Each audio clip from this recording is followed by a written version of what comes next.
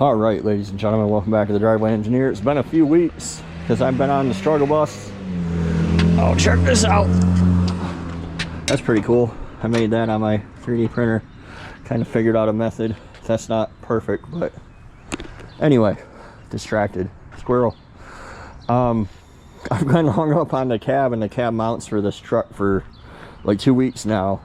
And I learned, and I can even see it now that I know it, it's just tilted like this. Even though it is downhill, it's tilted more than it should be. So anyway, there are C10 two-wheel drive mounts under that cab. I've not been able to get all 4 of them bolted up ever. You unbolt one, you can do one side, or you can do the front, or you can do the rear, but you can't do all 4 of them no matter what you do.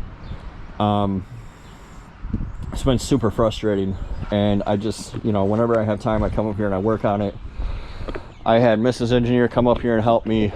I've really been fixated on getting that cab mounted before I do the steering column and everything else, and I probably shouldn't have been. That was probably a mistake on my part. What I learned is, in spite of all the group experts on the 73 to 87 forum telling me that there's no difference, the only difference in cab mounts is 73 to 80. That's what they said. And 81 to 87. That's it.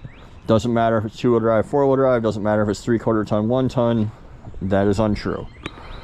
And I noticed it when I had them both here, that my factory mount was twice as tall as the mount I bought. And they go, oh, nope, you're wrong, you're crazy. Nope, they're all the same. Well, I looked on LMC Truck, and I'll insert a picture, and Brothers, and they both sell different part numbers for 73 to 80 4-wheel drives and 3/4 tons. And sure enough, that back mount is twice as tall, which would probably pick that up. So he's off in a hurry. So anyway, I ordered a set.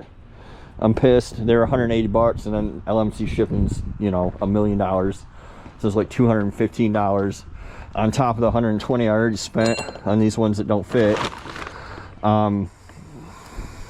Whatever, I guess. Today, that's trucking, right?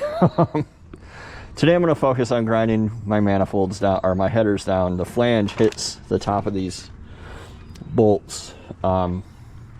Not uncommon on big block headers, but I want to get this into a running state. So like I said, I've been holding off trying to mount the cab first, and I don't particularly know why I chose to do that, but I'm not doing it anymore. I'm just moving forward. So we'll get this uncovered. I'll probably change the spark plugs out. I painted them. Isn't that nice? Probably change the spark plugs out and see if we can't get some headers mounted today. Get a carb mounted, get the flex plate mounted to the torque converter, get the other engine mount bolt in, get a carb, get a distributor on it, plug wires. I have all the stuff, so shouldn't be a big deal. Yeah, and clean some of the shit up, which I've been not doing because I've been focused on working. So like, this big pile of shit doesn't particularly need to be here. So anyway, I'm gonna throw some music on, and I'll insert some more footage I took a few weeks ago of setting the body on. I might take the bed off. I'll show you guys again and again. I like, the goal here is preservation, not a restoration, right? I like this beat up ass hood, and I like this beat up ass body. It's just, you know, authentic, right? That hood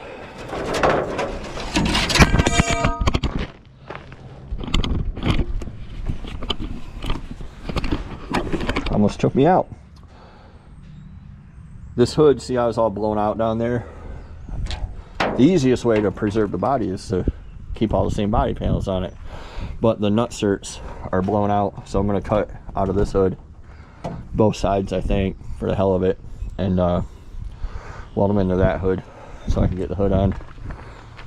Maybe get the front clip on. Probably not this weekend, probably a problem for next weekend, but start thinking about that. So I'll bring you guys back.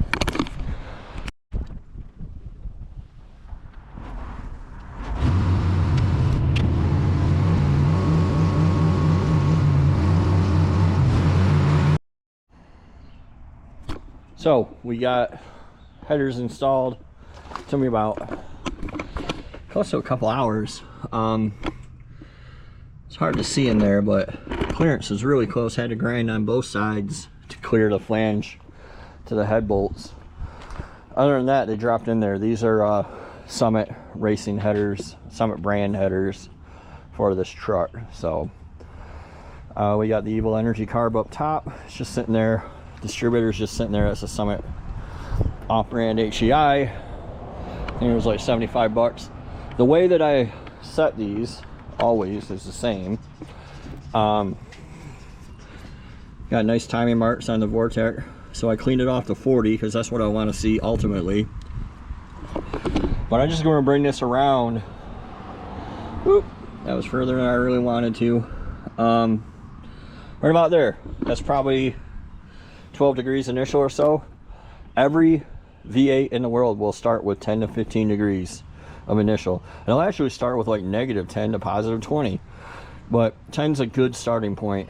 So that's where I'm going to start.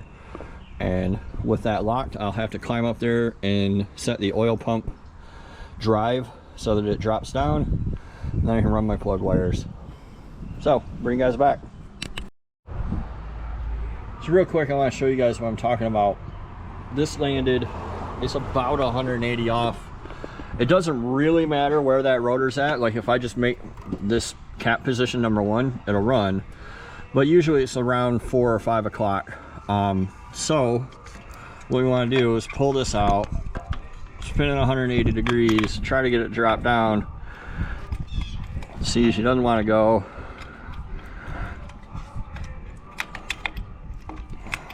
See how it's not flush? It's because that, and that's where the rotor should be. In the bottom of this, there's a drive, a straight drive that's not lined up with the oil pump down below.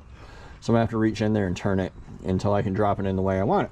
And that's stabbing a distributor basically. So this is gonna bring us up to date for the week. We have our distributor stabbed. It's timed at 12 degrees. Got my flex plate bolted up to the converter.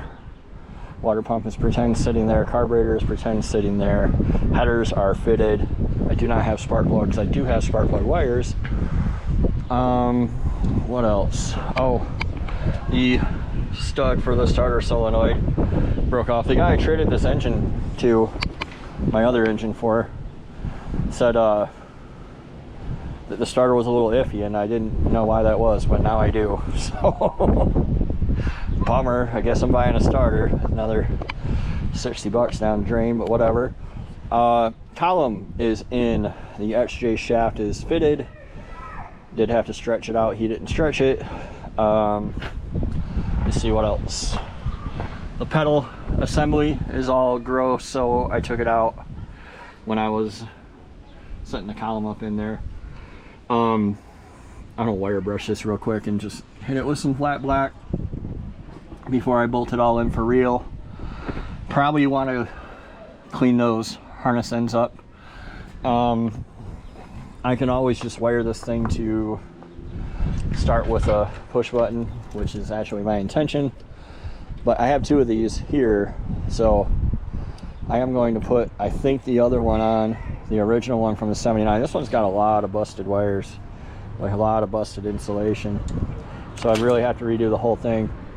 So yeah, I think I'm going to swap the other one on and probably rewire it too. I'll get some TXL wire from my friends at CE Electric. Started messing with the bed. I gotta get all the bolts out that I cut. They're dangling and it's keeping the bed from going up where it belongs. I did cut the piece I need out of the other hood, out of the inner structure. So we'll weld this onto this one and brace it up, send it on its merry way. Probably not leave my Milwaukee grinder out here for everybody to see.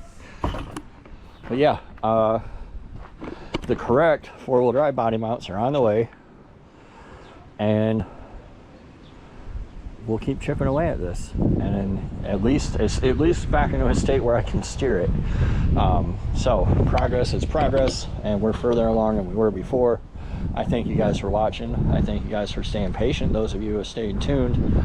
I know that I'm not, you know, knocking this out in one episode, but unfortunately, real life, real guy, real budget. So, you know, thanks for watching. Hey, let me know if you guys are interested in how to make these emblems, because it's pretty easy once I figured it out, and I'm happy to share that with you guys if you want to see. So thanks for watching. We'll see you next time on The Driveway Engineer.